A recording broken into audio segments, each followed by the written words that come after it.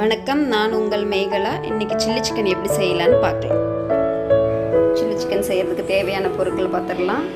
ஒரு 2 வெங்காயம், ஒரு கேப்சிகம், கொஞ்சம் ஃப்ரை பண்ண சிக்கன், ஆயில் கொஞ்சம், சில்லி பவுடர் கொஞ்சம், soya sauce, chilli sauce, tomato sauce, கொஞ்சம் இஞ்சி பூண்டு பேஸ்ட்டு, சால்ட்டு தேவையான அளவு.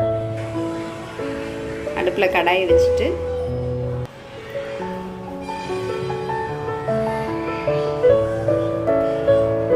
கொஞ்சம் எண்ணெய் ஊற்றுங்க.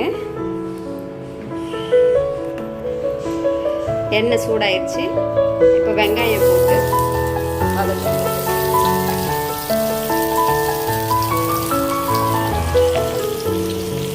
வெங்காயம் ரொம்ப வதங்கக்கூடாது.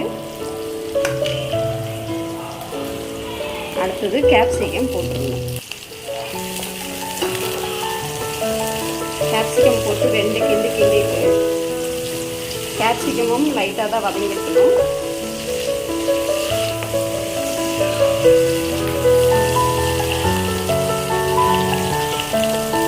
ஒரு ஸ்பூன் இஞ்சி பூண்டு பேஸ்ட் போடணும். நெக்ஸ்ட்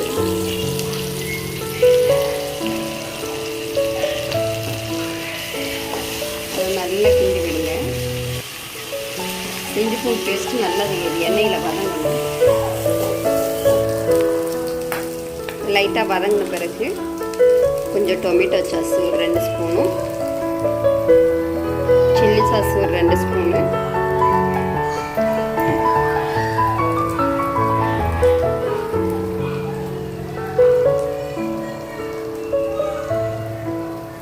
சோயா சாஸ் ஒரு 2 ஸ்பூன்.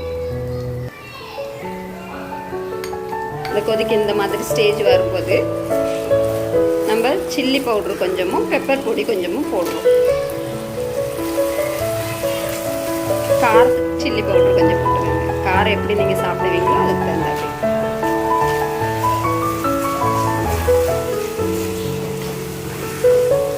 போட்டு ஒரு கிண்டிட்டு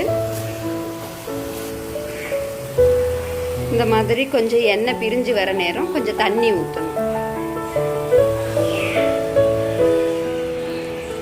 தண்ணி கொஞ்சம் ஆட் பண்ணி நல்லா கொதிக்க விட்டுருங்க.